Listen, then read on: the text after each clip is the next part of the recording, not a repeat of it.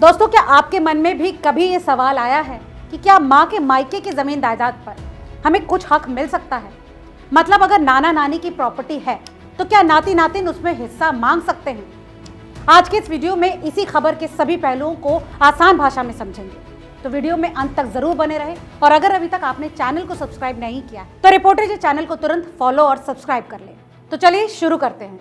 दरअसल भारत में जब कोई इंसान बिना वसीयत बनाए गुजर जाता है तो उसकी संपत्ति का बंटवारा हिंदू सक्सेशन एक्ट 1956 के हिसाब से होता है।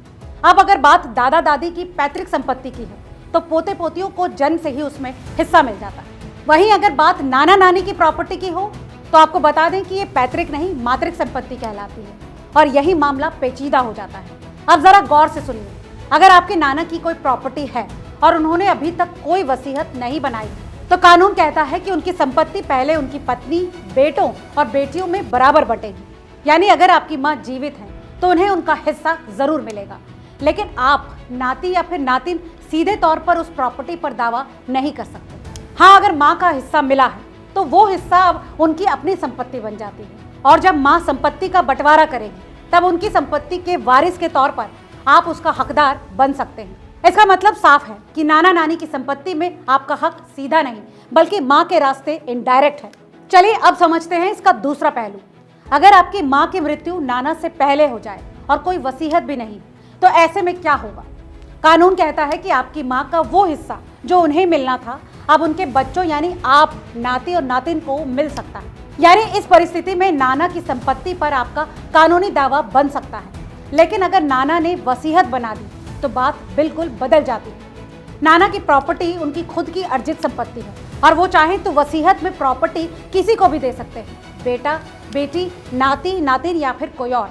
लेकिन अगर आपको शक है कि वसीयत में कोई गड़बड़ है, जैसे दबाव में बनाई गई हो या फिर फर्जी हो, तो आप कोर्ट में उसको चुनौती दे सकते हैं। कोर्ट का रास्ता आपके लिए हमेशा खुला है। दोस्तों, कोर्ट ने बार बार साफ किया है कि नाना नानी की संपत्ति में नाती नातिन को कोई स्वाभाविक हक नहीं मिलता।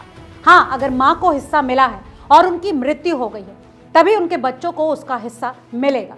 तो दोस्तों, सवाल वही है कि क्या नाना नानी की संपत्ति पर आप दावा कर सकते हैं? तो इसका जवाब है नहीं। वो रास्ता माँ के जरिए ही खुलता है। चलिए अब समझते हैं कि अगर परिवार में नाना की प्रॉपर्टी को लेकर विवाद हो गया है तो क्या करें।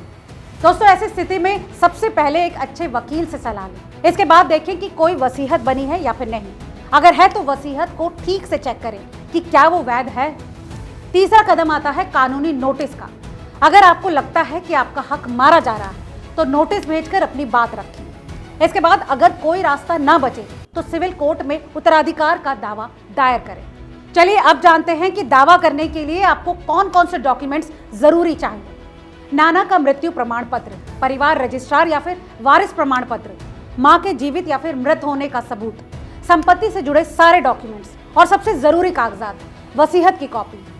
दोस्तों, साफ है कि नाना नानी की संपत्ति पर नाते और नातिन का सीधा हक नहीं है। हाँ, माँ के रास्ते या फिर उनकी मृत्यु के बाद आपका दावा जरूर बन सकता है। इसके अलावा अगर कोई वसीयत है तो उसमें लिखा ही आखिरी सत्य माना जाएगा जब तक कोर्ट में उसे चुनौती न दे दी जाए।